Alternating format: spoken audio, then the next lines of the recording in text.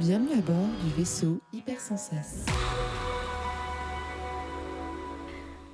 Est-ce que tu as joué récemment à un jeu Creepy Cute d'ailleurs? Récemment, alors il me semble que ouais, j'ai fait un test d'un jeu, mais qui est super vieux, un jeu indé, japonais. Ok.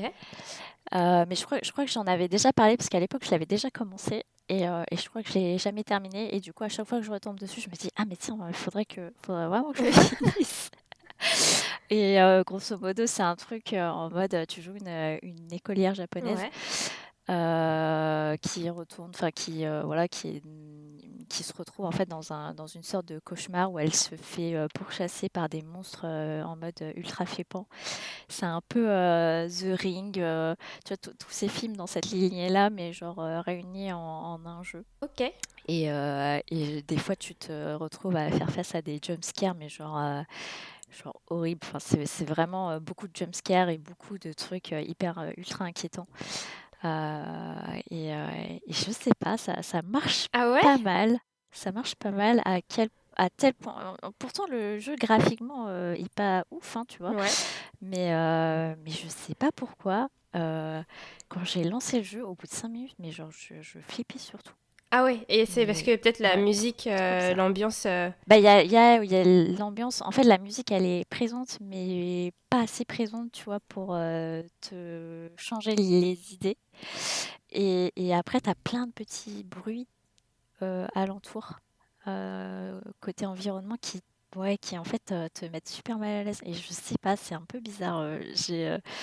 C'est pas un jeu exceptionnel pourtant, mais je trouve qu'en termes d'ambiance, ça marche super bien. Je crois que c'est Détention, ça s'appelle. Ok. Et c'est plus les jumpscares, c'est suivant. Est-ce que c'est pas par rapport à quelque chose qui va. Parce qu'en fait, ça me fait penser à un jeu qui s'appelle Song of Horror. Ouais. Et c'est, tu sais, c'est aussi mignon, mais tu sais, c'est basé sur la musique un peu, tu vois. Ouais.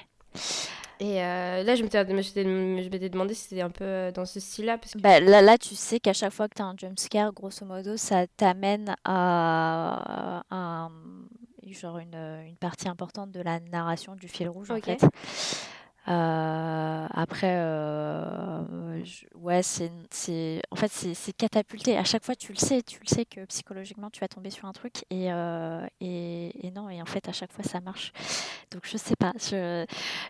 Faudrait vraiment que je le termine et j'en ferai peut-être une chronique à ce moment-là, mais ouais, c'est assez Et flippant. qu'est-ce que ça serait la recette pour toi pour que un jeu creepy cute, ça fonctionne, tu vois? Euh, je pense que là-dessus, pour moi, Ah oui. Fran Bo, ça reste quand même genre la référence dans le côté, genre il y a vraiment des trucs vraiment très cute dans la façon dont Fran se déplace, dans la façon dont elle aperçoit le monde et tout. Et ouais, je trouve que ça marche bien, tu vois. Genre, c'est vraiment, il faudrait des personnages mignons, Ouais. très innocents. euh, mais des monstres ultra flippants, tu vois, et des situations ultra malaisantes. Ah ouais, mais c'est vrai que moi, j'avais joué, j'étais pas bien, même à chaque fois que je passais... En fait, je trouvais que je me... Tu sais, en plus, quand tu passes dans l'autre monde, t'as une musique, enfin, t'as un truc qui te fait ouf, Ouais, t'as direct. un truc, genre un vieux, une sorte de brouillage de son, Ouais, c'est ça. mais genre ultra, ouais, ouais, c'était à chaque fois, rien que d'y penser, ça me... Ouais, j'avoue, mais tu penses que enfin, si t'avais un... Si tu devais penser à un jeu idéal, un peu dans ce style-là, si tu devais toi-même créer un jeu, quels seraient les éléments phares pour toi? Ouais, bah, une histoire attendrissante, Ouais. mais qui tourne vite au vinaigre. Pour moi, ça, c'est genre la clé, la clé du bon jeu creepy. C'est genre, en fait, tu te lances dans un jeu, tu t'attends pas à ce que ça parte en vrille, et c'est au moment où tu t'y attends le moins que ça part en vrille. Et ouais, je trouve que là-dessus, Fran Bro, Et il est super représentatif de ça. Et du coup, ouais, pour moi, c'est ça, la bonne la bonne recette. recette. Parce que, je sais pas comment dire, moi j'avais un peu en référence aussi Limbo. Ouais, Parce que je trouvais que, enfin, en fait, le graphisme est assez simple, mais je trouve que plus tu t'enfonces dans l'histoire, et plus c'est malsain. Donc, Enfin, je me dis, est-ce que faut que ça tende... Enfin, en fait, faut pas vraiment que ça tende vers un truc d'horreur, mais quelque chose de vraiment qui te glace un peu le sang, tu vois. Ouais, c'est un truc, une ambiance, c'est pas forcément horreur, mais une ambiance qui est prenante, qui est vraiment, c'est difficile à dire. Je pense que là-dessus, ça dépend aussi de la sensibilité des gens, mais ouais, c'est un truc qui te met pas à l'aise, tu vois, où t'es pas confortable. Non, mais oui. Mais il y a un jeu que t'attends un petit peu dans... Dans le même genre, pour l'instant, j'ai pas trop de jeux en tête un peu comme ça. Je sais pas, Euh, je crois que je t'avais conseillé Omawari. Oui, oui, tu me l'avais conseillé, ouais. Ouais, et à la rigueur, ce serait peut-être le prochain que je ferais d'ailleurs dans ce sens-là. Je l'ai mis dans ma liste. Mais plutôt dans un style plutôt japonais ou... Enfin, Alors là-dessus, qu'est-ce qui t'intéresse le plus? là-dessus, j'ai pas de préférence. Je pense que tout me va. Tant que l'ambiance marche bien, je pense que là-dessus, je suis pas trop exigeante. Et toi, t'as un jeu en tête Bah, comme toi, Franbo, mais je t'avoue que là récemment, il y a Little Nightmare, que je trouve... Il y Ouais. avait la démo du 2 d'ailleurs, et je trouvais ça super mignon. Mais je sentais l'ambiance, ça me faisait penser à Limbo et du coup je trouvais que c'était vraiment pas mal. Puis moi j'aime bien, enfin ça fait un peu dans le premier, ça fait un peu l'esprit un peu ça, tu vois. Oui. Et je pense que s'il y avait un jeu creepy cute sur les clowns, ce serait mais la Le Bérésina. summum du summum. Mais moi j'aimerais bien, ouais, un peu. Je sais pas pourquoi les clowns, parce que je sais il y a beaucoup de gens qui ont peur des clowns. Mais un peu un mélange de ça, un mode. Pas Ouais. Stranger Things, mais. Si, c'est un peu l'idée. Tu sais, je sais pas si t'as vu les films remake Oui, de ça. oui, j'avais vu, ouais. Ouais, bah c'est exactement ça. C'est un mélange de Stranger Things, parce que là, le côté, genre la bande de potes, un peu, genre même comme les Goonies, tu vois. Ouais. La bande de potes un peu geek, tu vois, qui fait face aux monstres et tout. Et ouais, ouais, c'est vrai que ça peut être un démarrage pas mal pour un speech. Mais je pense que j'aimerais bien un jeu creepy cute en coop, tu vois. Ouais, mais c'est exactement c'est exactement ce que je m'étais fait comme réflexion il y a quelques mois en me disant, il y en a eu des jeux coop un peu creepy, tu vois, mais il y en a trop peu et je trouve que ça vaudrait le coup de se lancer dedans, tu vois, de commencer à avoir d'autres projets qui se focus sur le coop. Eh ben, du coup, si certains n'ont pas d'idée de conception de jeux vidéo, je pense qu'il y a un bon filon. C'est ça, allez-y. Et sinon, tu sais quoi, Ellie? Ouais. Bah, je crois qu'on va pouvoir démarrer l'épisode 28 du Contrecast. Ah, top!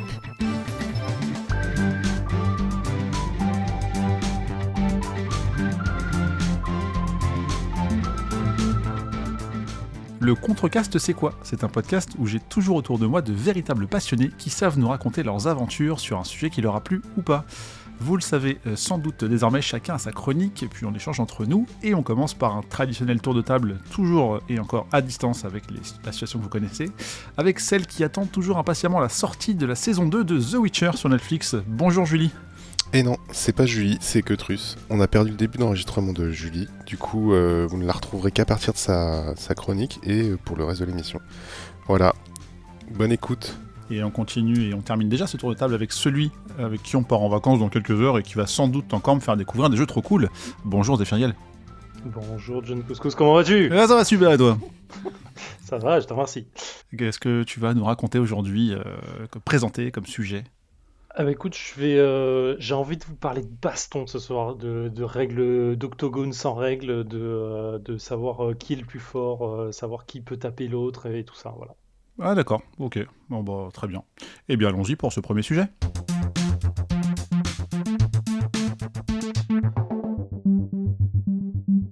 J'ai j'ai pour l'instant du mal à concevoir comment on peut essayer d'imaginer une sorte de Street Fighter ou Tekken dans un jeu de plateau. Pourtant, je suis à peu près sûr que Zephyriel va encore réussir à me donner envie de m'intéresser à Unmatched Battle of Legends. On t'écoute, Zephyriel. Et bah très exactement, c'est ça. Unmatch, c'est... vous savez, quand on était gamin, enfin moi en tout cas quand j'étais gamin, j'étais un peu en mode parfois, et d'après vous, c'est qui le plus fort entre Bruce Lee et Chuck Norris? Bon, c'est le mauvais exemple parce que en vrai on sait c'est Bruce Lee dans Le Fureur du Dragon, mais et Jean-Claude Van Damme et Bruce Lee, ce serait qui le plus fort? Et franchement, entre je sais pas, le croque-mitaine et le Père Noël, c'est qui gagnerait? Vous savez, vous avez déjà fait ce genre de comparaison un peu débile ou pas? Bien sûr. Et ben, il y a un mec dans sa vie, il s'est dit exactement pareil que nous, et en fait, il a fait un jeu de plateau en se disant, bah, on va vérifier ça, mon gars. Et c'est très exactement ce qu'il a fait avec Unmatch et les combats de légende. C'est un mec qui s'appelle Rob Davio. Rob Davio, dans le monde du jeu de société, c'est pas une légende, mais c'est un mec qui a quand même fait pas mal de trucs. Il a pris un jeu qui s'appelle Pandémie. Il a fait un jeu qui s'appelle Pandémie Legacy. Donc pour ceux qui connaissent pas, c'est à peu près ça. Il a un peu enfin il a créé donc le mode Legacy pour les jeux de société. Le mode Legacy, c'est le fait de à chaque fois qu'on finit une partie, de marquer la partie avec un élément de règle supplémentaire ou en déchirant le truc ou en une carte ou en marquant le plateau. Ça crée en fait une narration dans un jeu qui ne se veut pas narratif forcément. Donc il avait créé à la base Risk Legacy, et puis ensuite il a fait Pandemic Legacy, il a fait Sea Falls, il a fait plein de jeux comme ça, bref, Legacy saison 1, saison 2, saison 0. Et voilà, donc c'est un peu un mec que moi j'aime beaucoup, même s'il a fait comme des petites merdes, hein, faut pas le cacher. Mais voilà, il a fait un très bon scénario de détective qui s'appelle Dig Deeper, que je conseille si vous avez fait le jeu. Et voilà, et donc il a créé Unmatched. Donc Unmatched, il s'est dit, ce serait cool de prendre des héros type Alice au pays des merveilles, Simbad, et on se les fait taper sur la gueule l'un et l'autre dans un jeu de plateau. Et grosso modo, c'est ce que c'est Unmatched. Pour la petite histoire, je l'ai découvert l'année dernière. En 2020, on était au Fige. Vous savez, avant le Covid, quand on pouvait sortir. Et on a fait, en fait, avec Alex, à l'époque, on avait vu le showroom Yellow, parce que ça était chez Yellow, mais je vais y revenir. Et en fait, les mecs nous ont présenté plein de jeux assez cool, et effectivement, à un moment, il y avait Unmatch, et le mec, quand il nous a présenté les jeux, il nous dit, ouais, c'est bon, ça c'est un jeu où il faudra placer des tuiles, machin et tout, et il arrive sur Unmatch, et là, j'ai vu son visage faire une espèce de sourire gigantesque en disant, ça, c'est un jeu de baston où il y aura Bruce Lee dedans, et ils vont se taper sur la gueule avec Alice au pays des merveilles. C'est à peu près ça. Et du coup, ça m'a un peu hypé de ouf à l'époque. Et donc là, je l'ai reçu, Yellow me l'a envoyé il y a environ une semaine. J'ai testé, ça défonce. Et donc c'est un jeu de Rob Davio pour 2 à 4 joueurs pour 9 ans et plus, pour des parties de 30 minutes environ. C'est édité chez Yellow, c'est localisé pardon, chez Yellow. C'est Montio Games et Restoration Games qui font ça à la base.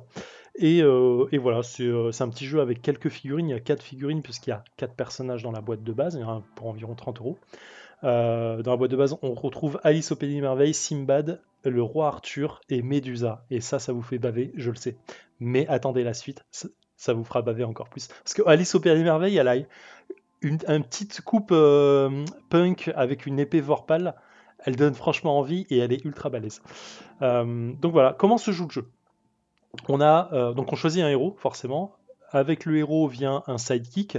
Avec le roi Arthur, on a Merlin, par exemple. Avec Alice au Pays des Merveilles, on a le Jabberwock, je crois qu'il s'appelle. J'ai oublié son nom. Je crois que c'est un truc comme ça. Donc, on a 2 actions à choisir parmi plusieurs actions. La première action, donc, c'est bien la manœuvre. On va piocher une carte et déplacer son combattant. La deuxième action possible, ça va être ce qu'on appelle la stratagème, c'est-à-dire jouer une carte spécifique stratagème qui sont de couleur jaune, qui vont faire des actions spéciales comme, je sais pas, pour Alice, ça va être boire une potion pour devenir plus grande ou manger quelque chose pour devenir plus petite ou ainsi de suite. Et la troisième action qui est bien sûr l'action attaque, histoire de se mettre un peu sur la gueule. Donc quand on attaque, chacun va poser une carte face cachée devant lui, d'abord l'attaquant puis le défenseur. On va révéler les cartes en même temps, on va vérifier la valeur des cartes, plus si elles ont une action spéciale, les résoudre.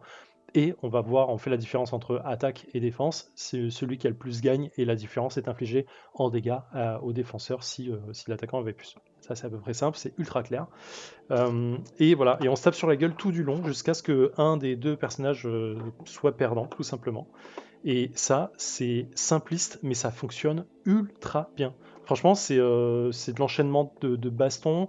On se recule, on va se mettre dans un coin, on va essayer de se protéger avec son sidekick. On va essayer de piocher des cartes pour essayer d'arriver à avoir quelques cartes assez sympas pour pouvoir péter la gueule à l'adversaire ou se défendre correctement. Sachant que quand on n'a plus de cartes dans le deck, c'est pas qu'on perd, mais on a un peu l'histoire de fatigue de Hearthstone. C'est-à-dire que dès qu'on pioche, on doit piocher une carte et qu'on peut pas, on perd 2 points de vie, ce qui fait que la partie se termine très très vite derrière. Et voilà, ça défonce, c'est trop bien, c'est joli, les figurines sont cool, c'est pas très cher, c'est pas ultra poussé au niveau tactique figurine parce que ça se veut pas être aussi poussé, mais ça permet de faire des soirées assez cool. Je reviens, j'ai une connerie parce que j'ai le prix sous les yeux, c'est 40 balles, c'est pas, je sais plus, 30 balles j'ai dit je crois. Ouais, mais c'est ça, j'ai vu entre 30 et 35 sur les sites, Ouais, donc ça c'est m'a pas ça. choqué. Et bien sûr, il y a des extensions qui vont sortir parce qu'on n'a pas envie de voir Alice péter la gueule de Sinbad tout le temps. On a envie d'avoir d'autres personnes. Donc, la prochaine extension qui va sortir, c'est Robin des Bois versus Bigfoot. J'ai envie de dire que c'est un peu classique, c'est sympa, mais on a envie d'un truc un peu plus épicé, un peu plus pulp, un peu plus cool. Et les gars, ils se sont dit, boum, est-ce qu'on sortirait pas Jurassic Park, des raptors qui se pètent la gueule avec Robin des Bois? Mais bien sûr, mon gars, c'est ça qu'on veut. Jurassic Park va être une autre extension. Est-ce qu'on verrait pas autre chose, type, moi j'aimerais bien avoir des vampires et une nana avec un gros pieu qui pète la gueule à des vampires. Est-ce qu'ils vont pas faire une extension Buffy, mon gars? Bien sûr, mon gars, ils vont faire une extension Buffy. Et oui, c'est ça qu'on veut. Exactement. Et est-ce qu'on sortirait pas genre le meilleur combattant de tous les temps, que tout le monde rêve d'être, et quand on regarde ces films, on a une barre de chaise entre les jambes? Bien sûr qu'on sort Bruce Lee, mon gars. Bruce Lee va sortir et ça va être une figurine qui va être toute seule. Il n'a pas besoin de sidekick, mon gars. C'est très exactement ça. Et je l'attends tellement fort. Et voilà, c'est Unmatch Battle of Giants. Si je vous l'avais pas vendu, je sais pas comment je peux faire de plus. En fait, c'est un gamin, il a pris tous ses personnages de sa malle de jouets là, il a fait des combats, il a fait putain, bah, je vais en faire un jeu de plateau en fait. Mais bien C'est- sûr, c'est trop bien. Non mais c'est trop bien, franchement j'ai trop envie de voir Jurassic Park là. Les deux raptors se battent contre Bruce Lee, franchement mais putain, c'est aussi débile qu'excitant quoi. C'est génial. Buffy contre les vampires. Tu vas avoir Buffy, tu vas avoir Angel, Spike et je sais plus qui le dernier. Ah bah oui ça va être comment elle s'appelle la sorcière, j'ai oublié. La sorcière. Ouais la sorcière, la rousse. Willow pardon. Putain, Ah la oui, honte. ok. Et voilà, et c'est trop cool. Franchement, j'ai trop envie d'avoir cette extension-là parce que Buffy, quoi, qui tape sur la gueule des gens. Buffy sera en sidekick. J'ai oublié son sidekick à elle, mais je sais plus qui c'est. Spike sera avec Drusilla, évidemment. Angel sera avec Face et Willow sera avec sa pote, enfin sa copine, je sais plus comment elle s'appelle aussi, mais voilà. Et c'est trop cool. Et franchement, ça donne trop envie. Franchement, le jeu m'a excité de base quand je l'ai vu. J'ai pas été déçu à la lecture des règles, assez simpliste, mais c'est assez cool. Et franchement, putain, on s'éclate assez bien, quoi. C'est super sympa. Eh ben, du coup, j'ai plein de questions. Alors la première, elle est ultra intéressée et hyper personnelle, mais on joue ensemble plutôt demain ou après-demain? Je vais le prendre du coup, j'avais un doute. Ok, et sinon, donc ouais, en fait, j'ai l'impression que tu as un peu parlé d'une bataille où tu as attaque-défense et genre vous retournez vos cartes en même temps et la plus forte gagne, entre guillemets, ou défend. J'ai encore du mal à voir les subtilités en plus par rapport à ça et ça me fait fortement penser à 1v1, là où tu me dis qu'on peut jouer jusqu'à 4 joueurs, c'est ça? Ouais, on peut jouer à 4 parce qu'on peut mettre toutes les personnes sur le plateau. En fait, on fait des équipes de 2v2, donc chacun choisit son héros, on se tape sur la gueule. C'est un peu une bataille, mais en vrai, t'as quand même pas mal de choix de cartes différents. Et surtout, t'as des effets de cartes qui vont s'ajouter. T'as trois types d'effets, celles qui arrivent avant la baston, pendant la baston et après la baston. Et en fait, t'as des effets qui vont annuler les feintes de l'adversaire, t'as des effets qui vont te rajouter plus 3, plus 4 de dégâts si un certain type enfin, je sais pas, si tu attaques le sidekick ou si tu t'es déplacé avant ou si l'adversaire s'est déplacé avant. Donc t'as quand même des choix assez tactiques. C'est pas poussé à mort, hein. Genre honnêtement, enfin pour des gens qui ont fait des jeux de figurines ou des jeux d'escarmouche, c'est pas non plus ultra tactique, faut pas déconner, mais c'est assez fun pour que ce soit facile d'accès, rapide et amusant en fait. Genre, t'as quand même la petite tension sur la fin quand t'arrives sur la fin de la baston, quand t'as plus que 3 points de vie contre 4 et tu sais que c'est le premier qui va attaquer ou si t'as pas la bonne défense en main ou machin. Mm. Et c'est assez. Ouais, c'est pas mal quand même. Ok. Et je reviens sur un petit détail que tu as évoqué, mais tu as dit 2v2, mais ça veut dire qu'on peut pas jouer à 3? Euh, J'imagine qu'on pourrait jouer à 3 si une personne prenait deux héros, gérerait D'accord. deux héros en même temps quoi. Mais, Ok. je pense que Mais c'est... l'intérêt il est vraiment dans le 1v1 en fait. Ok, je vois. J'ai une question, j'ai un peu la réponse, mais je vais quand même te la reposer. Mais sur ce qui est sorti actuellement, ton héros, ton main, ce serait quoi? Alors. Alice au BDM, ouais, bien sûr. Ok. Non, Alice parce qu'elle a une épée Vorpal et on aime les épées Vorpal. Et Medusa est assez balèze en vrai. Medusa c'est le seul héros pour l'instant qui n'attaque qu'à distance avec son arc. Et en fait elle a vraiment une gestion du plateau qui est plus tactique que les autres. Les autres comme ils sont corps à corps c'est assez simple d'y aller quoi. Elle faut toujours qu'elle reste à distance pour pas se faire taper dessus. Et en fait elle a comme sidekick elle a juste 3 méduses à la con qui ont qu'un point de vie chacun. Donc en fait, il faut juste Mhm. gérer l'espace correctement pour pouvoir frapper facilement et se déplacer rapidement derrière. Ok. Voilà. Et j'ai cru voir aussi dans le starter pack en fait que tes figurines elles étaient alors pré-peintes, c'est ça? Enfin, tu peux toi, les customiser derrière pour les peindre vraiment, c'est ça? Non, elles sont grises résine là, mais Ah d'accord. j'imagine que tu Elles peux. sont pas peintes du coup en fait. Ok. Non. Après, Et la figurine n'est qu'une figurine. Hein. Genre, si tu trouves des figurines qui te plaisent plus dans le commerce, tu peux t'amuser autrement.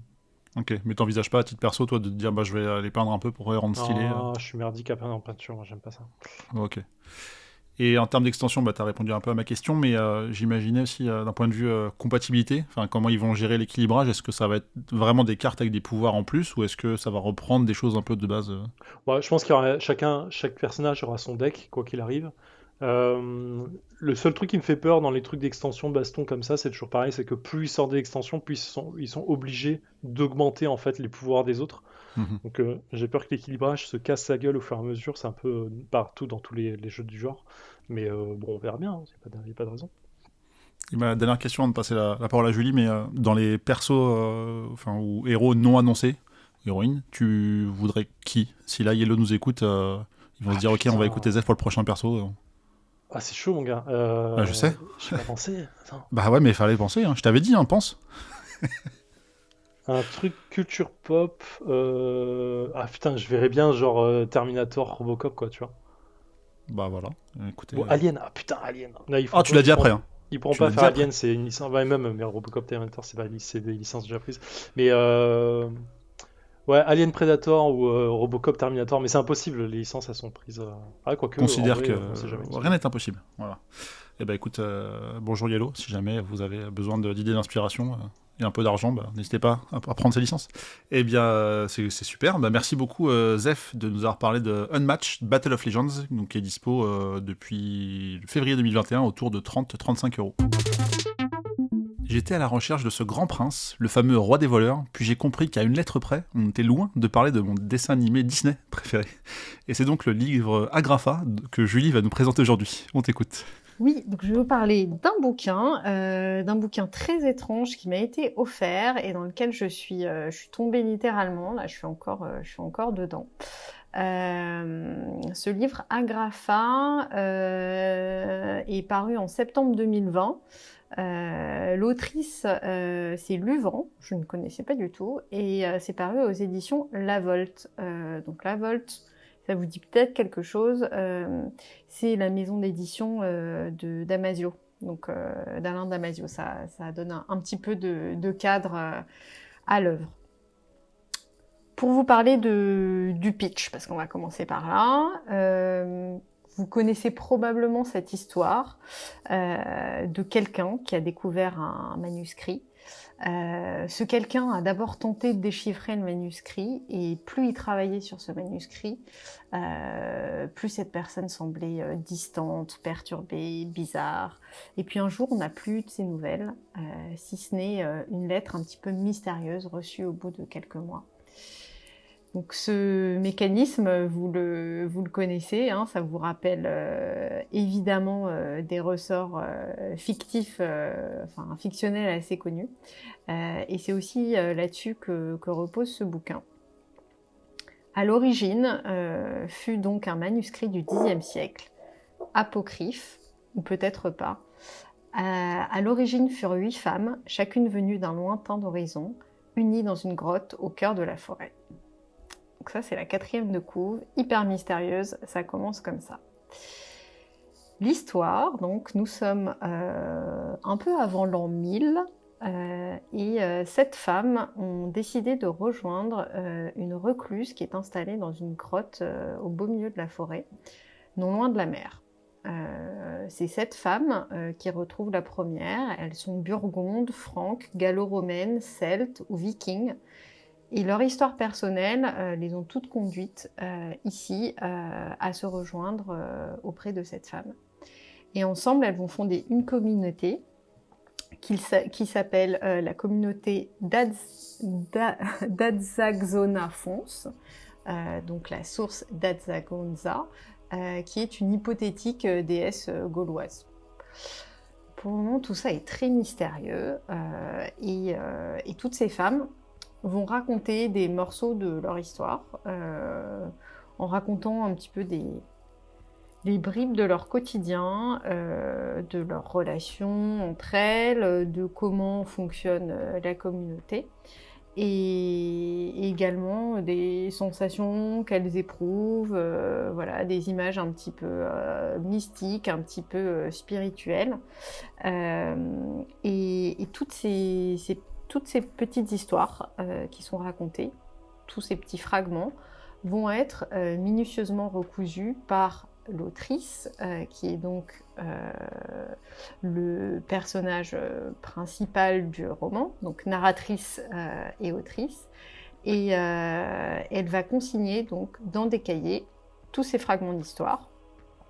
Et peu à peu, les souvenirs de l'autrice vont commencer à devenir assez confus et elle en vient à se demander si elle-même n'est pas une entité manquante dans le groupe de ces femmes et si elle ne serait pas en fait elle-même la 9e femme qui aurait appartenu à ce clan, cette communauté de femmes recluses.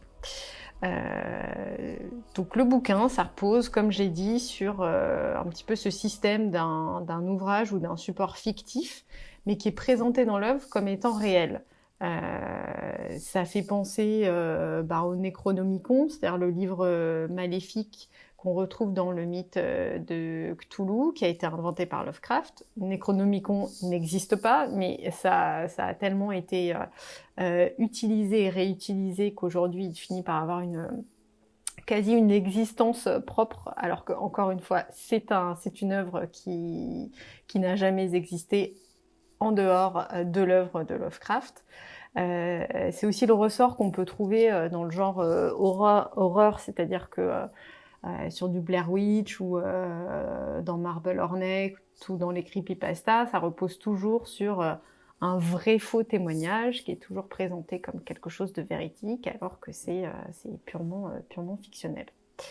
Donc c'est comme ça que commence ce livre. On nous présente ces morceaux d'histoire comme étant véridiques et comme ayant été découverts par une historienne, traductrice, qui va travailler sur ces bribes d'écrits, alors que bien évidemment, ce ne sont que des inventions.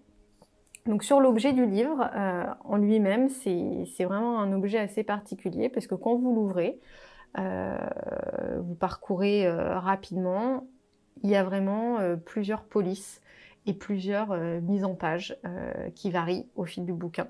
Et donc on va avoir des caractères d'imprimerie classiques, mais il y a aussi toute une partie des pages qui sont manuscrites. Et puis il y a d'autres parties où il y a une police plutôt, je dirais, médiévale, qui fait penser un peu à un facsimilé de parchemin en fait. Et donc tout le bouquin va être segmenté comme ça en plusieurs parties qui ont toutes l'air de n'avoir rien à voir les unes entre les autres. Donc c'est assez rigolo et assez perturbant comme œuvre. En fait, on a plus l'impression d'ouvrir un manuel ou un livre scientifique ou plutôt historique. Donc la construction, elle est comme suit.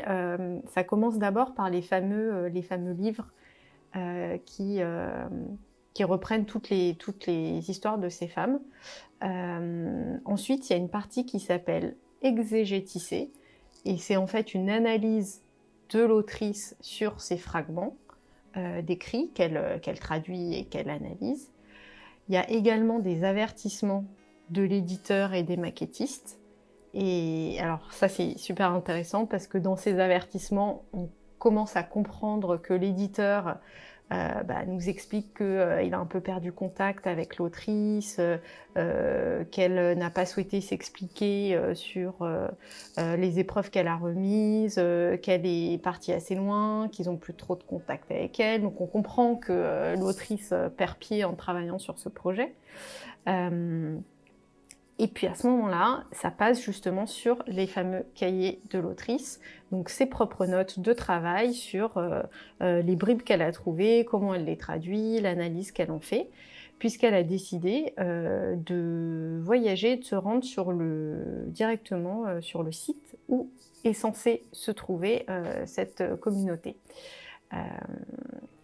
Ensuite, on a le parchemin. Donc là, on a vraiment une plongée dans le cœur même de l'histoire, avec vraiment un fac-similé de ce qui est censé être ce parchemin. Et enfin, une note sur la traduction et un glossaire. Donc vraiment, toute cette construction, ça ressemble, comme j'ai dit, vraiment beaucoup à un manuel.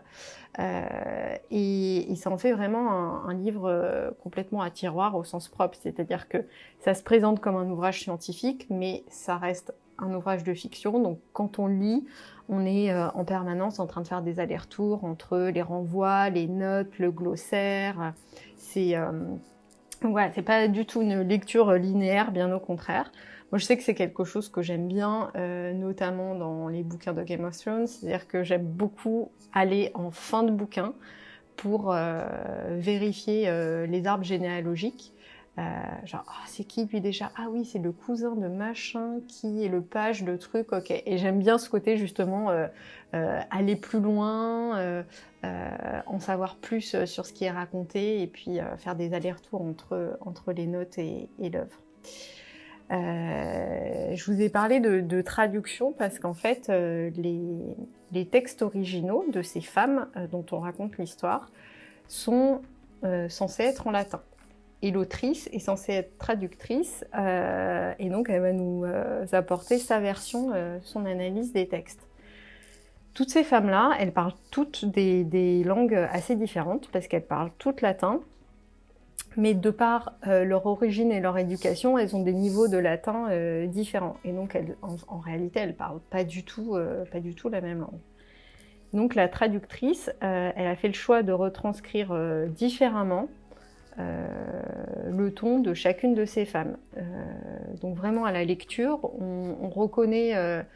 au bout d'un moment, on est capable de reconnaître qui parle juste en fonction de la langue. Et il y a un parti pris sur la langue aussi qui est assez radical, c'est-à-dire que ces traductions, donc, supposément traduites du latin vers le français, elles sont ponctuées de mots qui sont restés en latin et de mots germaniques. Et ces mots-là, ils vont être explicités à la fin du bouquin dans un glossaire. Donc on a vraiment une lecture qui est comme ça assez compliquée. On lit pas du français moderne, on a plutôt l'impression de lire un ancien français ou en tout cas une langue un petit peu compliquée.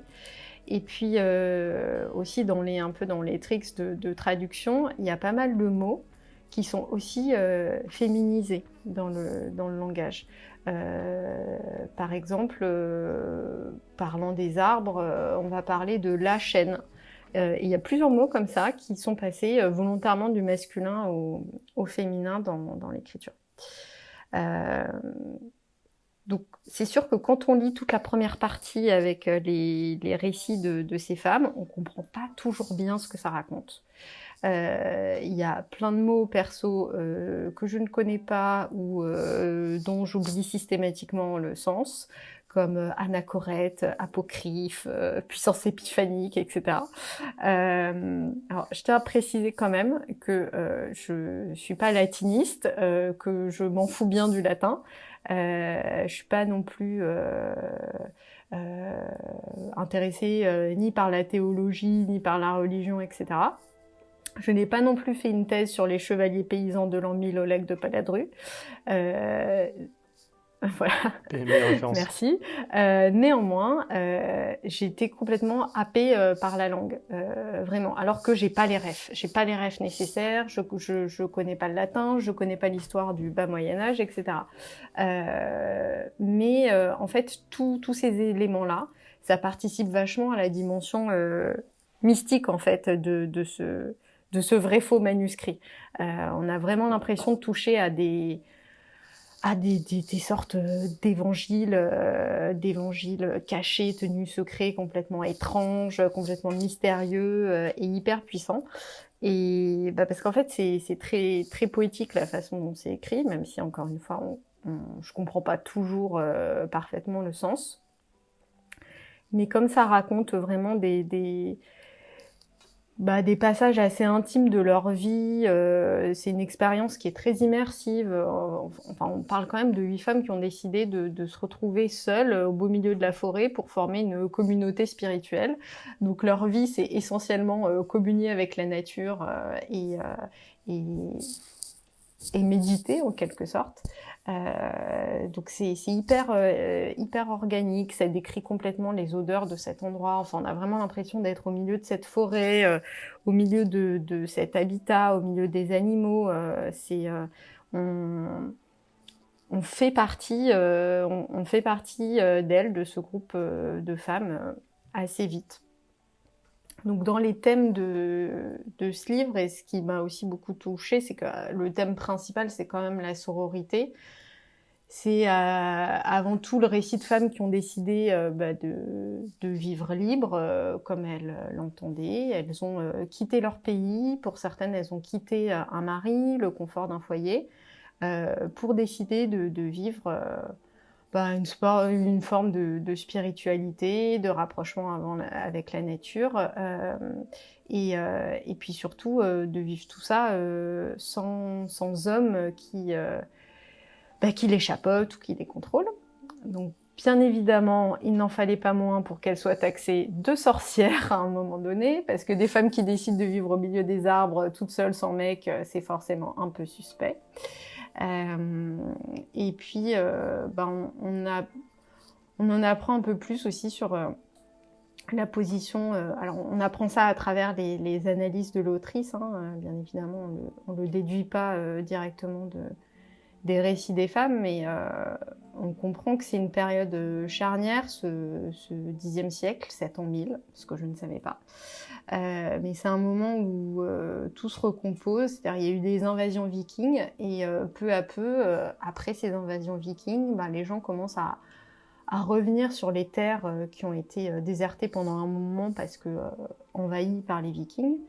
Et la société, elle est encore vraiment empreinte de paganisme, et la chrétienté n'a pas du tout atteint le stade de développement qu'elle connaît par la suite. Donc les femmes ont encore beaucoup de place dans la société, aussi dans... Alors je ne vais pas parler d'église, mais dans la religion, dans la spiritualité. Là où, quelques siècles plus tard, les femmes vont vraiment disparaître des rôles importants de l'Église. Là, dans cette communauté, il y a une femme qui est prédicatrice et qui a vraiment une aura... c'est la fondatrice de la communauté, qui a une aura folle. Vraiment, les gens viennent la voir, les gens l'écoutent. Et puis, on comprend que peu à peu, il y a quand même des personnes, et notamment des personnes de l'Église et des prêtres qui essayent un petit peu de la réduire au silence, et puis de faire en sorte qu'elle ait plus cette liberté et ce pouvoir-là.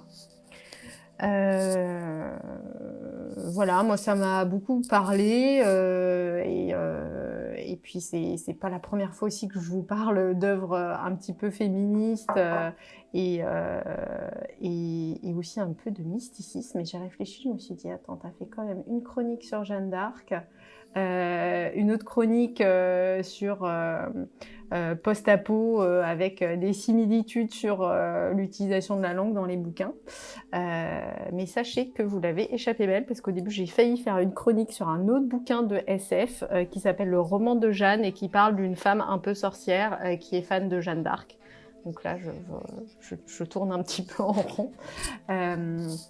Voilà, en tout cas moi ça...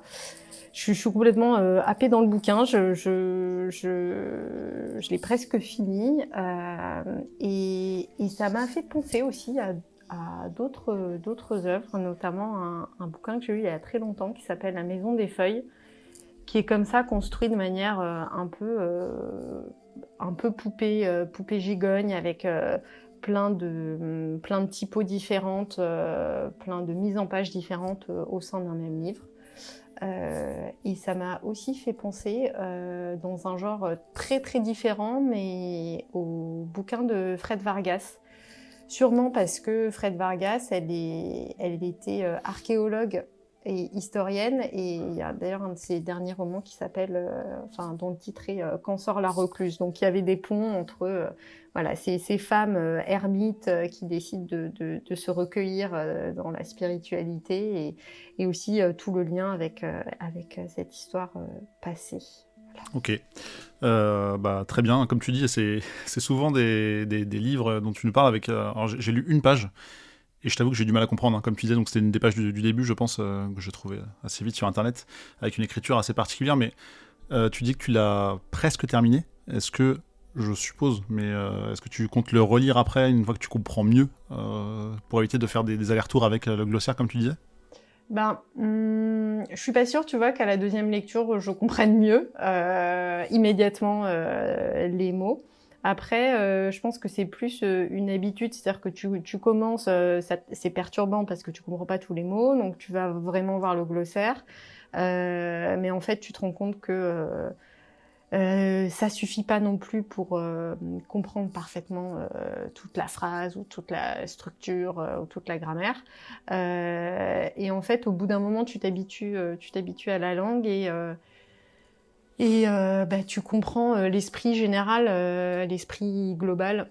Comme quand tu t'apprends une langue étrangère que tu maîtrises pas encore très bien, mais en lisant toute la phrase ou un contexte, tu perçois le sens général du truc, alors que si tu prends les mots séparément, tu les connais pas forcément. Mais ceci dit, ça peut être intéressant, je pense, de le relire avec la perspective que t'as pas tout de suite de l'histoire de la traductrice qui arrive beaucoup plus tard dans le livre. Mais j'ai quand même du mal à m'imaginer, même en faisant des allers-retours dans le glossaire, parce que je sais pas si c'est toutes les lignes où t'as besoin de faire cet aller-retour. Enfin, limite, t'as oublié le début de la phrase quand tu vas chercher l'information qui te manquait, quoi. Est-ce que tu lis au moins 2 fois la même page pour essayer de dire, ok, maintenant je comprends un peu plus avec ce que je viens de voir? Ou est-ce que tu essaies... j'ai l'impression que c'est un peu une énigme d'aller comprendre ce que tu es en train de lire, en fait. Alors, surtout sur la partie du début que tu évoquais. Ouais.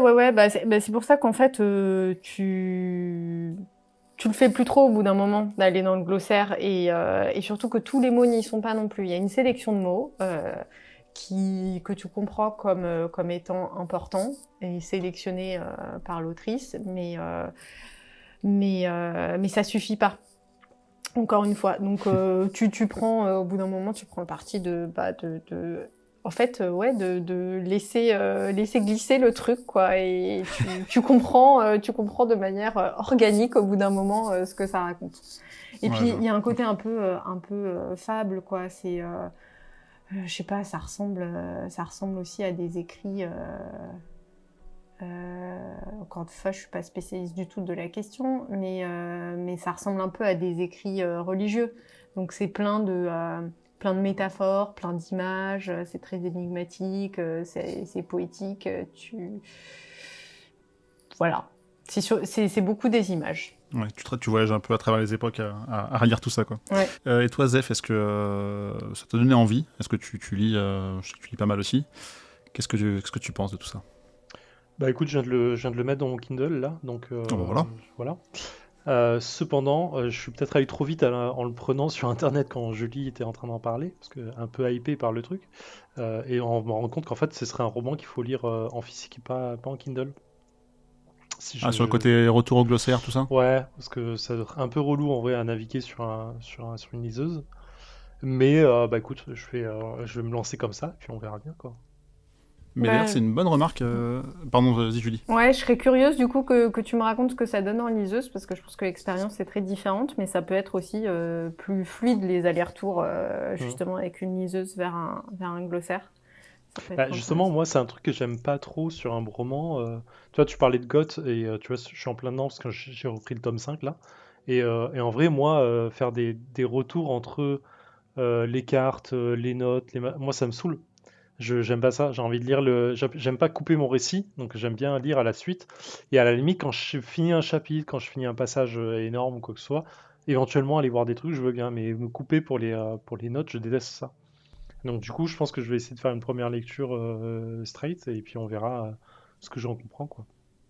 Je pense qu'en Mais plus, tu peux lire de plein de façons. Je pense que tu peux hmm, aussi te dire, bah, je le lis de manière linéaire et je vais pas voir les notes et les références au fur et à mesure où elles sont citées. Je les lirai plus tard dans l'ordre du bouquin hmm. aussi. Je pense que tu as complètement un autre éclairage comme ça. Ouais, carrément. Mais du coup, ça me fait vachement penser. Je vous avais parlé du roman de J. Abrams ou pas, non? Lequel? S. Ça me dit quelque chose, ouais, en effet. J'ai dû vouloir en parler ou en parler dans une autre émission, je sais plus, mais du coup, ça me fait vachement penser à ce roman-là en fait, la façon dont tu en parles. Et je suis très excité en fait du coup par le lire. Parce que S, c'est un roman qui était mis en place par J. Abrams, qui avait été écrit par un autre auteur qui s'appelle Doug Dorst. Et en fait, le but, c'était un livre-jeu. Alors, faut mettre des gros guillemets sur le côté jeu. C'est un livre qui a 3 ou 4 niveaux de lecture, dans le sens où tu as le roman classique, qui est un peu roman, enfin, vieux roman, je sais pas, des années 70 ou un truc comme ça, écrit. Donc, tu as ton héros enfin, le héros qui navigue à travers le roman et on suit son histoire. À côté de ça, il y a justement les bas de page, annotation bas de page du traducteur, qui elles sont à un niveau de lecture supplémentaire parce qu'il fait des références à l'auteur qu'il faut comprendre en amont par rapport à la préface qu'il a notée.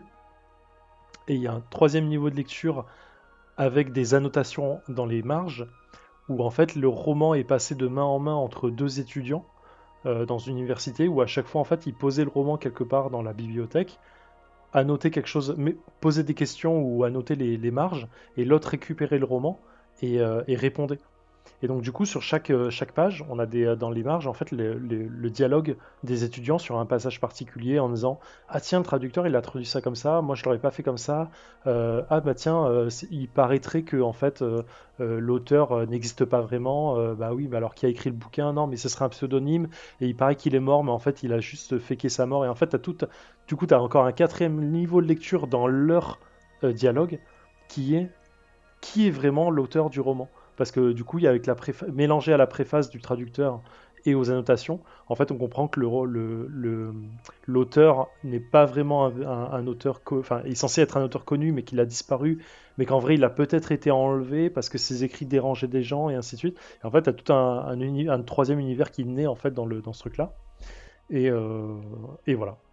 Et du coup, ça me fait vachement penser à ça, mais en moins, peut-être en plus cryptique et en moins philosophique. Parce que l'aspect que tu parles dans ce roman, moi, il y a un côté très philosophique, très nature, très cri du cœur en fait, qu'il n'y a pas dans le roman de S, quoi. Ok. Bon, en tout cas, Zef, tu nous raconteras ton expérience en dématérialisé de ce livre, Ouf, même ouais, si carrément. je suis curieux de savoir comment ça se passe s'il y a des livres comme ça où c'est conçu pour que tu fasses des allers-retours avec des liens, en fait, voir ce truc-là, enfin, dans le glossaire, parce qu'on sait qu'il est référencé, donc ce qui peut être chiant de voir des liens partout, mais ce qui doit être activable ou pas, si c'est bien fait, ça peut être une évolution sympa. Ok. Et en fait, moi, ça m'a un peu fait penser à un truc. C'est un peu le livre dont vous êtes le héros de votre compréhension, quoi. C'est-à-dire que tu peux l'enchaîner, mais il vaut mieux faire des allers-retours pour essayer de comprendre ce que tu lis, quoi. Carrément, ouais, tu peux Ouais. refaire l'histoire, je pense, 15 fois à travers 15 chemins différents. Tu auras une lecture différente à chaque fois. Mm. Et c'est ultra vendeur, hein. Enfin, de base, que ce soit la maison d'édition d'Amasio qu'ils le sortent, ça rend vraiment. Enfin, moi, ça me vend vraiment le bouquin de base, quoi. Ça m'étonne pas trop, et je pense que Cotrus aurait été d'accord aussi, au moins. En tout cas, c'était Agrafa, donc merci Julie de nous avoir parlé de ce livre aux éditions La Volte, qui est dispo, comme tu disais, depuis septembre 2020. Et j'ai pas regardé le prix, mais je pense que c'est autour d'une quinzaine-vingtaine d'euros. Il est temps de passer au défi.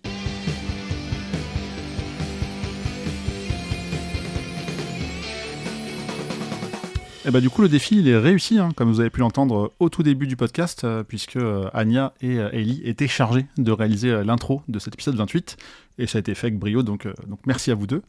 Et pour le prochain défi, alors j'ai ma petite idée, mais je sais pas trop si je vous en parle maintenant ou si je garde la surprise. C'est vrai qu'on a l'habitude de les annoncer un peu en avance, mais si ça vous va, et même si ça vous va pas, je pense qu'on va se faire une petite surprise pour le prochain, pour le 29. Voilà. Donc j'espère que ça vous dérange pas trop, Julie, Zef. Bah moi je sais ce que Ok. c'est, donc du coup je ne sais pas. Ah, tu sais déjà? Ah mince. Ah, du coup c'est pas une surprise pour toi alors? Non.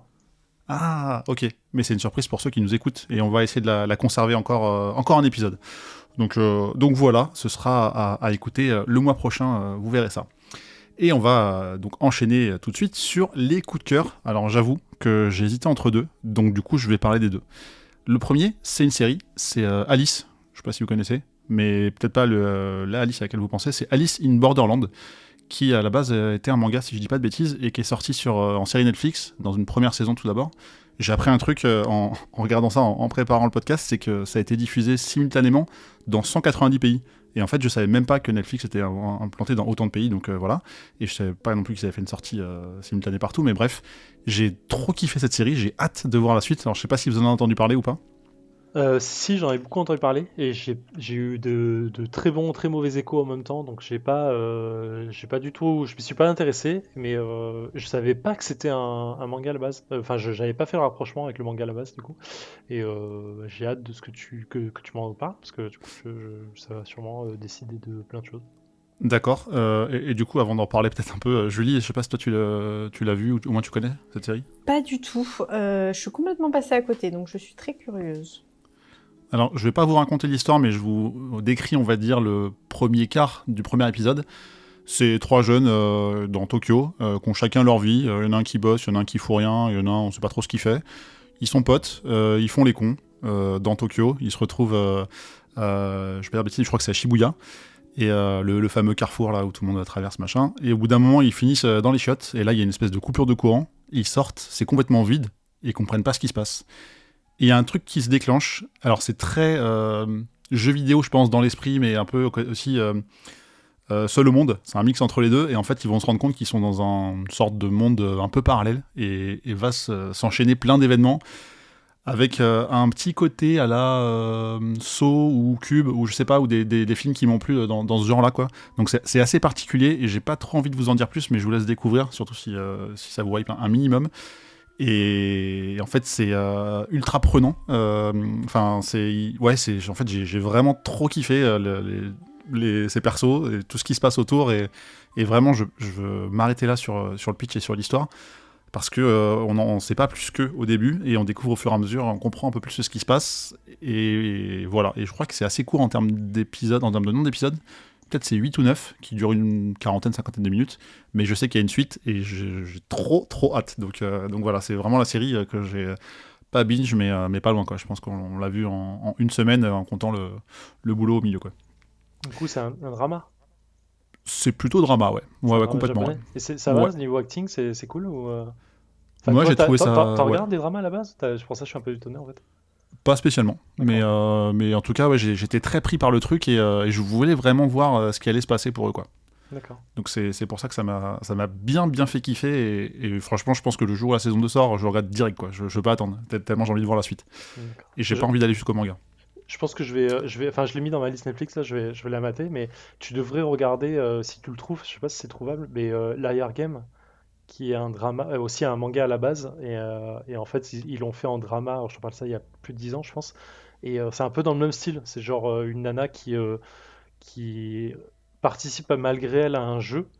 Et en fait, le but du jeu, la première saison, c'est elle reçoit une valise de, je sais plus, genre 10 millions d'yens.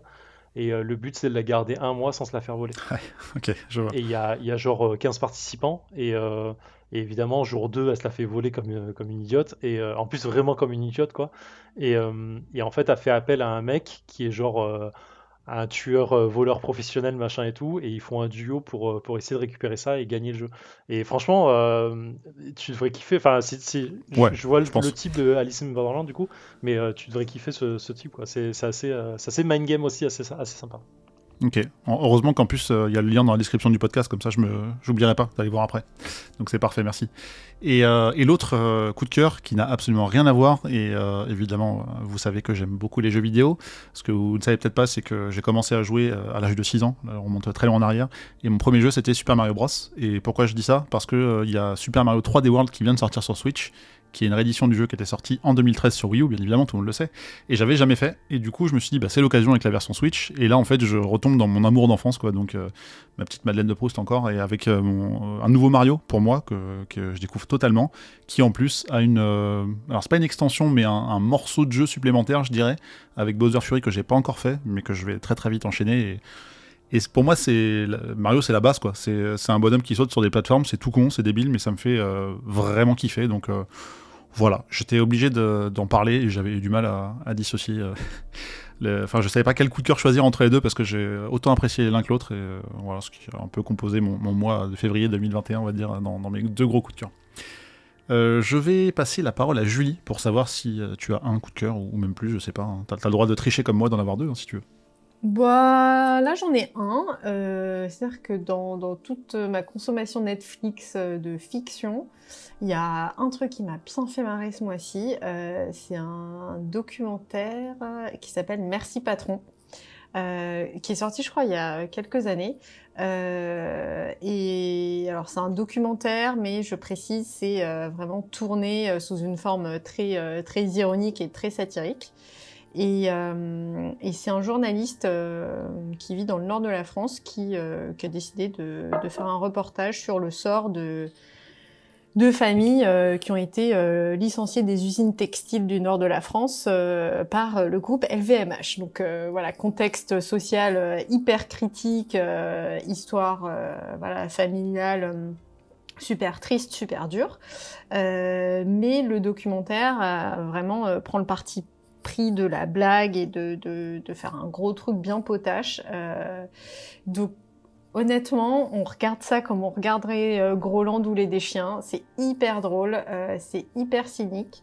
Et ce que j'ai trouvé bien, c'est que certes, ça traite de situations sociales dures, mais sans jamais ni se foutre de la gueule des gens, ni faire du drama ou sans être condescendant non plus.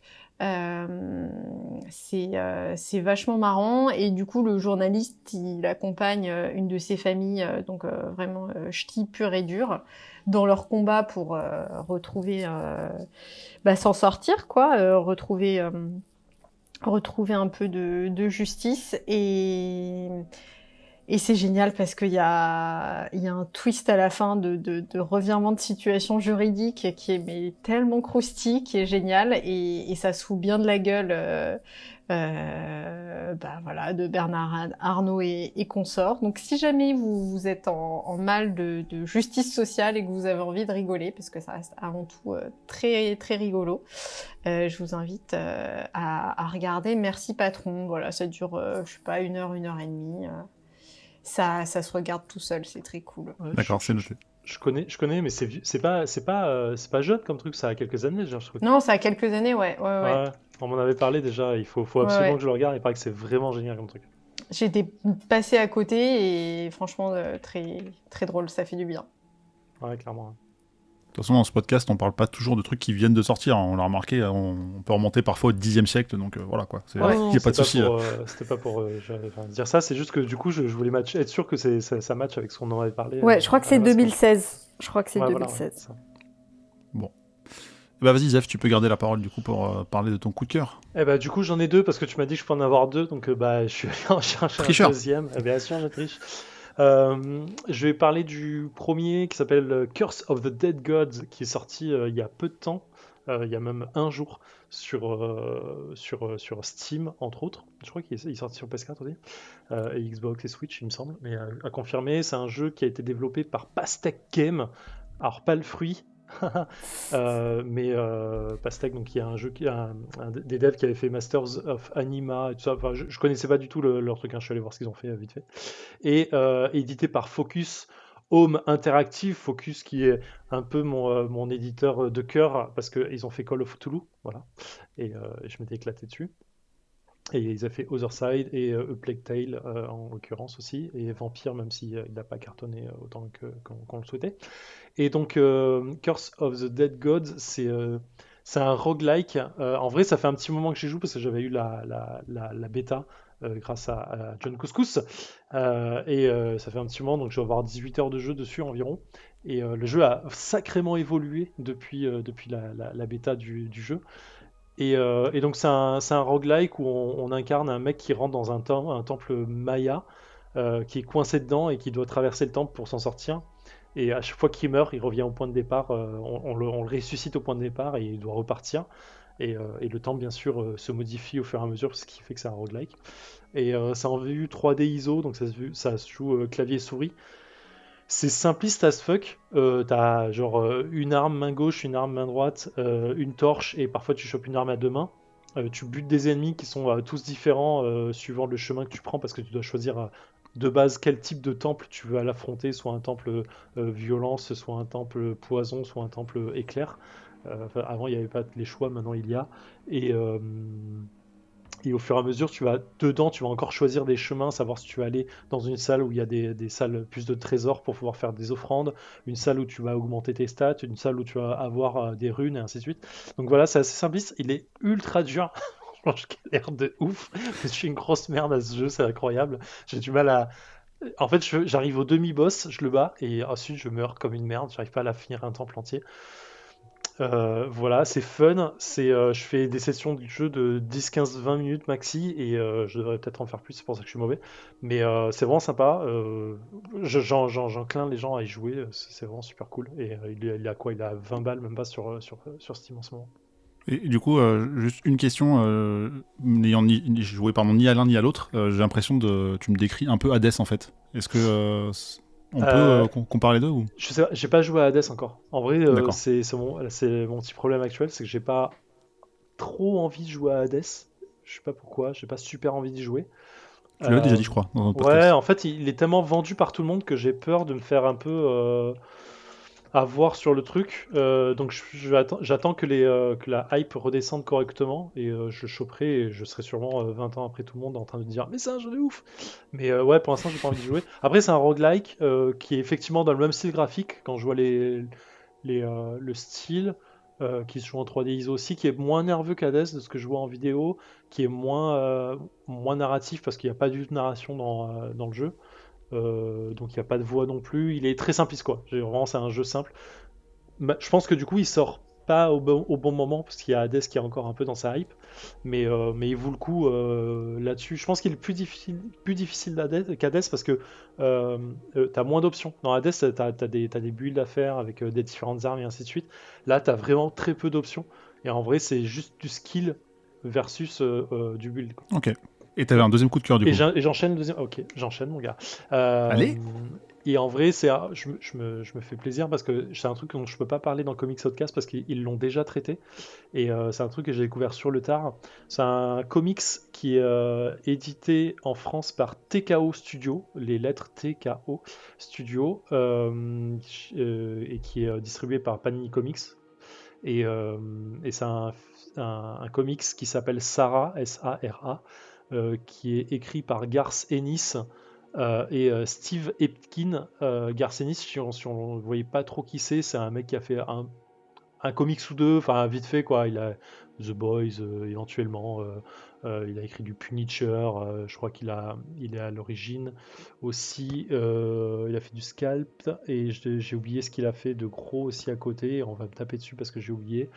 Ça me reviendra. Bref, il a fait du Cross aussi, celui qui est le créateur du Cross, qui est un très bon comics assez violent. Steve Epkin, c'est un mec qui a fait du Marvel essentiellement, du The Avenger, Il a bossé sur Secret Avenger aussi, bref, voilà, il a fait des trucs assez cool. Et Sarah, ça vous raconte tout ça, parce que je dis ça, mais vous savez toujours pas de quoi je parle, et vous avez bien raison de le dire. Sarah, Et ça tu vous ne sais pas de raconte... quoi tu parles. Oui, c'est vrai. C'est un one-shot en TPB, donc trade paperback, en rigide, en 6 chapitres, je crois, 6 ou 7 chapitres, 6 chapitres ça doit être, qui nous raconte en fait l'histoire des tireurs d'élite russes pendant la Seconde Guerre mondiale. Ça raconte l'histoire d'un groupe de tireurs d'élite russes pendant la Seconde Guerre mondiale, et d'une en particulière qui s'appelle Sarah. Vous avez remarqué, j'ai dit une, et oui, parce que en Russie, ils sont pas sexistes pour dessous. Pendant la Seconde Guerre mondiale, les tireurs d'élite, c'était des meufs. Boum, qu'est-ce qui se passe? Merci les communistes, hein, heureusement qu'ils sont là. Franchement, j'ai pas regardé ses stats, mais je crois que c'est tiré d'une histoire vraie. Je crois que la nana, elle existait. Faudrait que je revérifie ça. Mais faut savoir que les tireurs d'élite russes ont des stats de malades en termes de confirmed killed. Pendant la Seconde Guerre mondiale, je crois que la championne, c'est pas pour un championnat, la plus balèze, je crois qu'elle a 600 kills confirmés pendant le truc. C'est un truc de malade, vraiment faut regarder les trucs. Mais voilà, donc ça raconte son histoire pendant que les nazis remontaient la Russie pour essayer d'envahir les bons communistes. Et c'est pas violent visuellement, c'est violent psychologiquement, je trouve. Je sais pas comment expliquer ça en fait. Faut juste imaginer un groupe de femmes entourées de mecs dans cette période-là, qu'on envoie en mode solo pour abattre du nazi. C'est ultra violent en fait dans l'idée. C'est très psychologique parce qu'on a tout le temps les pensées de la nana et comment elle traite, comment elle voit le monde, comment elle pense le monde, comment elle pense ses shoots, enfin ses tirs pardon, comment le groupe arrive à sauver de temps en temps, voire souvent le bataillon de soldats classiques.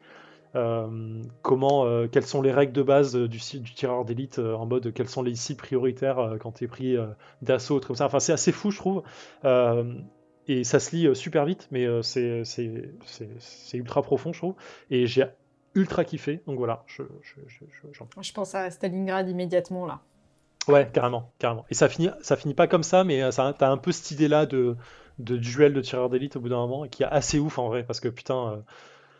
C'est vraiment. Je trouve que le duel de tireur d'élite, je pense que c'est plus romancé qu'autre chose. Mais quand tu imagines le truc, c'est vraiment tellement tactique. T'as deux ennemis qui ne se parlent pas, qui ne se voient pas, qui se cherchent, qui se piègent, en fait, je trouve ça ultra fou comme mind game en fait dans le truc. Voilà, j'ai envie. Eh ben, très bien. Julie, c'est vrai que je t'ai peut-être un peu coupé la parole tout à l'heure, mais t'avais peut-être un deuxième coup de cœur ou tu voulais rester sur le merci patron Non, je vais rester sur merci patron. Voilà. Eh ben parfait. Eh ben merci en tout cas à vous deux pour ces jolis coups de cœur.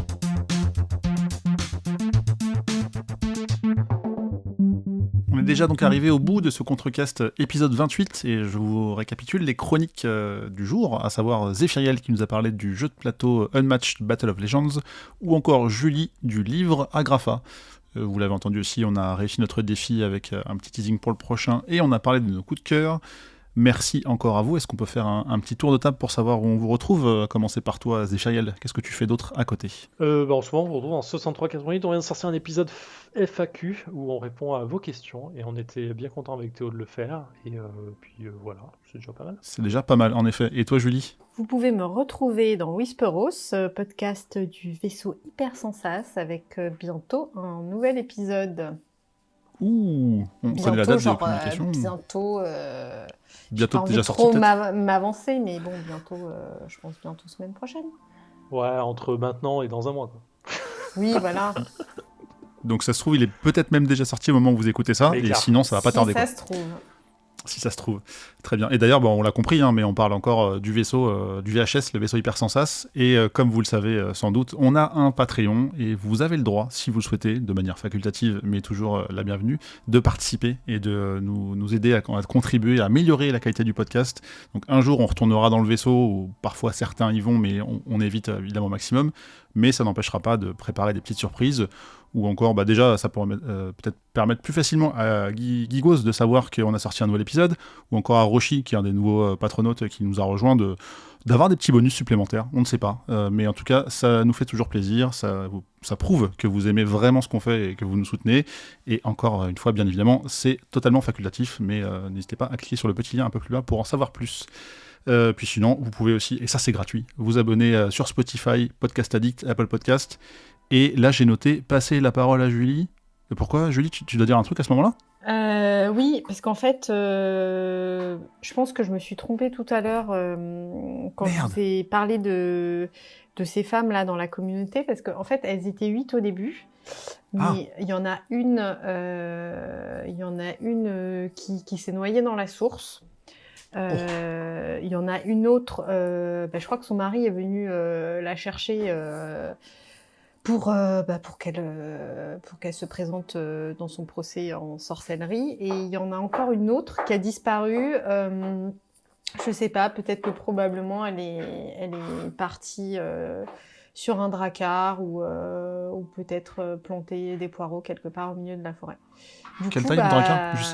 Oh, pas noté, mais... un drakkar familial, quoi. Ah ok, bon ça va, je vois. Voilà, du coup, elles ne sont plus 8. Et donc si... Mais il en reste combien? Si je compte bien, je crois qu'elles sont 5 maintenant. 5? Ah, mais c'est marrant, 5 c'est comme le nombre d'étoiles que vous allez mettre là, tout de suite maintenant, s'il vous plaît, sur Podcast Addict, parce que n'importe quoi, sur Apple Podcast, désolé, parce que c'est trop bien, et il faut le faire, et à chaque fois on a une blague sympa pour dire ça, donc allez le faire une fois pour toutes, comme ça on arrêtera de faire la blague, c'est tout, voilà. Mais en tout cas, merci encore une fois à vous deux pour ce numéro 28, merci à l'explication, c'est faux, sur ces 8 femmes moins 3, et puis on se retrouve le mois prochain, comme d'habitude, vous connaissez la formule. Allez, salut, bisous. Salut. Ciao.